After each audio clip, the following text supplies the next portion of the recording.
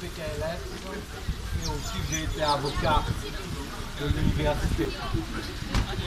À l'époque de mon séquestre, un peu abusé, bah oui. On est de se mettre. Ah.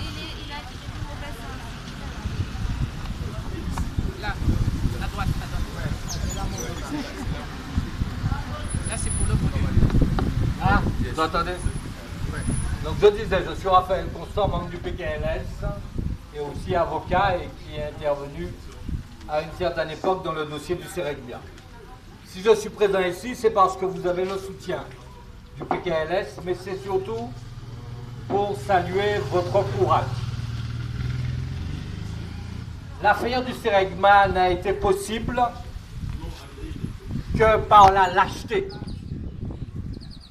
Certes, il y a un certain nombre d'individus qui ont détourné des fonds. Mais pour qu'ils aient pu détourner des fonds, ils ont bénéficié de complicités passives ou actives extrêmement importantes.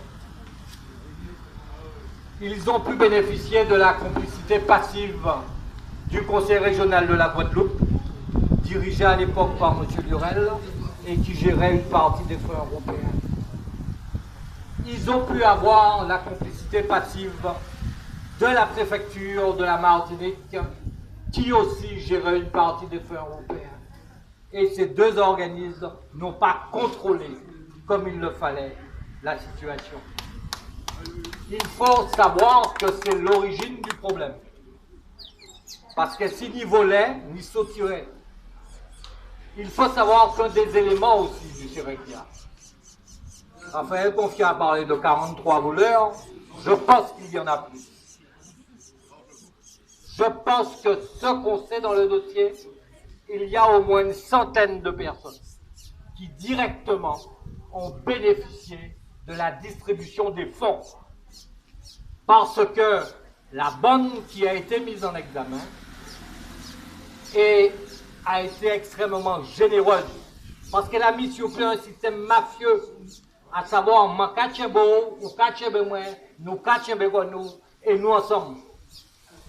Et cette lâcheté qui allait jusqu'aux anciens présidents de l'université, dont certains ont été mis en examen puisqu'ils ont permis de tolérer des choses qui étaient intolérables, toute cette situation explique la difficulté aujourd'hui. Parce que la corruption, ce n'est pas simplement 3 personnes, c'est un système qui a été mis en place. Un système mafieux au sens originel du terme, à savoir un groupe d'individus qui ont décidé de mettre en place un réseau. Et vous avez le mérite, je parle des étudiants, je parle des universitaires, de vous battre contre ce système. Mais il est évident que c'est d'un travail à long terme parce que les forces, qu'elles soient occultes ou réelles, que nous avons affrontées, sont extrêmement bien implantées. Une simple chose et j'en aurai terminé. Nous sommes là dans la pleine illustration de cette situation. Nous avons un président d'université qui a embauché des vigilés. C'est-à-dire l'université qui traditionnellement est le lieu de la liberté et de l'expression est aujourd'hui encadrée par des vigilés. Et on a fait venir des gendarmes pour protéger les vigiles. C'est-à-dire qu'on est dans la situation assez extraordinaire. Assez extraordinaire.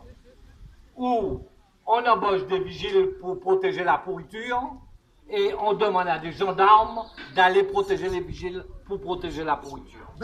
C'est l'illustration même de la situation et du drame que connaissent l'université qui est durablement touchée dans sa réputation et dans sa fondamentalement mission d'enseigner et de permettre à notre jeune d'avancer. Merci. Bravo.